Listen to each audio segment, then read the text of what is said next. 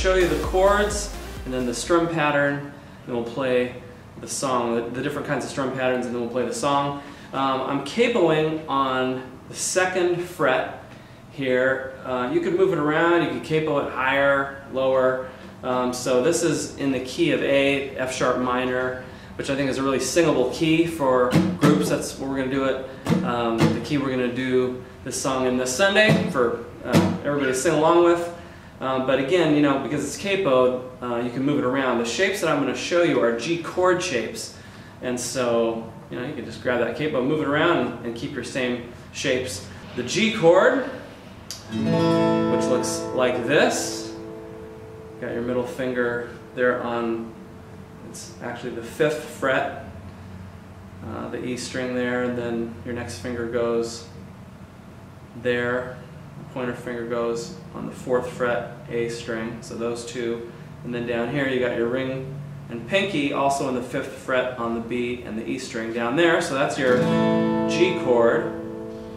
And there's going to be an E minor shape. Again, it sounds as F sharp minor, but it's an E minor. It's just these two fingers in the 4th fret, your middle and pointer finger there.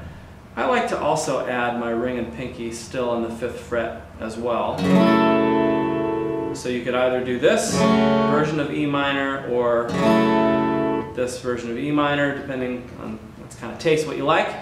And then it's going to be a D shape. Again, it's actually an E chord, but it's a D shape. And what I do with this one is I leave the middle finger off of this particular one. So it's just the pointer finger and the 4th fret on the G string, and then ring finger in the 5th fret on B string there, and it gives it kind of nice open, kind of a nice open sound.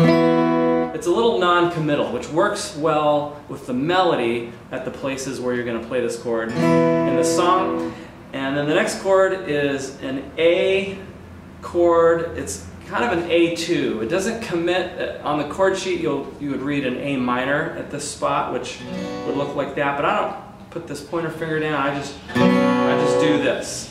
And that's middle finger and ring in the 4th fret on D and G. Gives it kind of an open kind of a sound. Again, non-committal, which works well for this song. Also, there's a C chord, and that looks like this.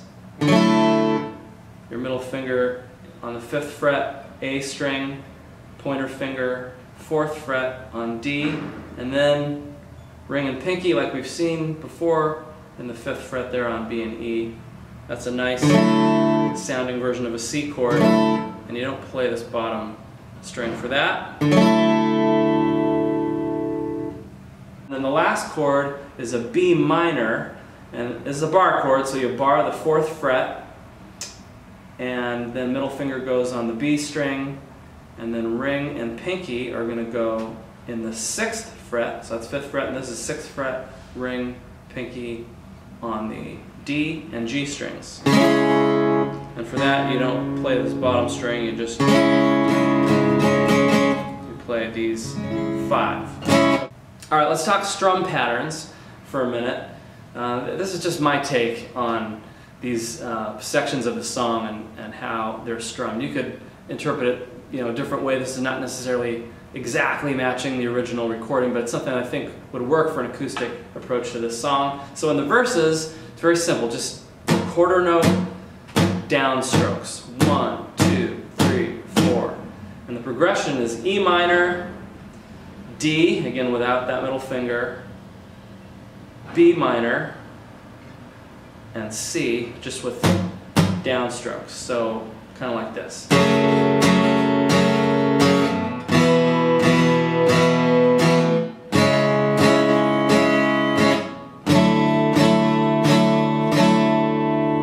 Faster than that, but that's the basic idea. I know a place where we can go to lay the troubles down in your soul.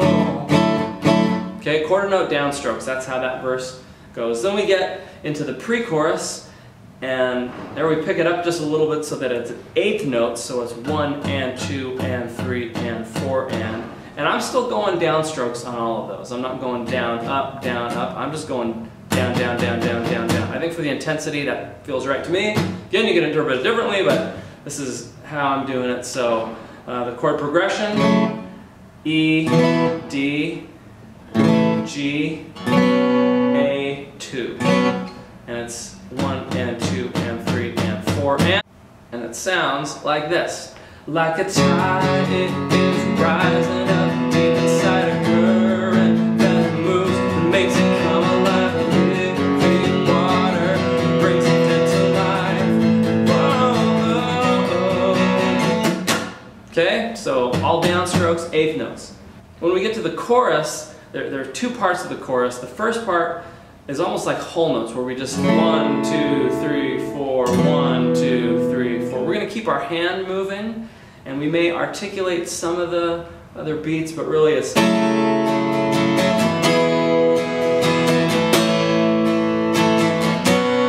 really rings out. The point is that it rings out the whole measure and you keep your hand moving, you know, down, up, down, up, down, up through that. That's the first half of the chorus, and then the second half of the chorus, let's go down, down, down. That's where it kind of goes back to the eighth note. Down, down, down to the river.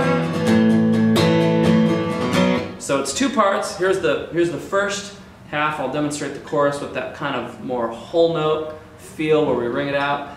We're going down to the river, down to the river, down to the river to pray. Let's get washed by the water, washed by the water, rise up in amazing grace. On that second part there, the let's get washed by the water, you could move that to quarter notes. Let's get washed by the water, washed by the water, rise up in amazing grace.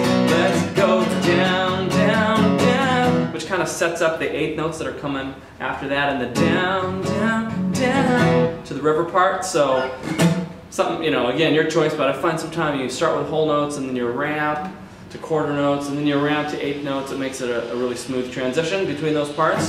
So the chorus is multiple strums within the chorus. Again, whole notes, followed by maybe quarter notes, followed by eighth notes. And again, down strokes pretty much the whole time. If you want to keep your hand moving on the whole notes to just kind of keep rhythm, that can help at the beginning of the chorus. We're going down to the river, down to the river, down to the river to pray. And that might even, you know, help, like if you're articulating some of the last few eighth notes of a measure there like I was doing, you know, that can help keep the rhythm too. Again, your choice, but this is what I find helps me. There's a little transitional part in between the chorus and bridge and back into the chorus where there's some woo-woos that happen, and during that it's just muted strings. Down, up, and I'm putting my fingers lightly on the strings so that they mute them but don't cause them to sound in funny ways. So it's like, let's go down, whoa, whoa, whoa. It's that just, you know, and you could do, again, you could do down strokes just to keep time, to keep it consistent with what we've been doing, or down, up, you know, whatever. But it just is happening, eighth notes are happening while you're muting the strings. Alright, let's play through the song. Here we go with these strum patterns and these chords.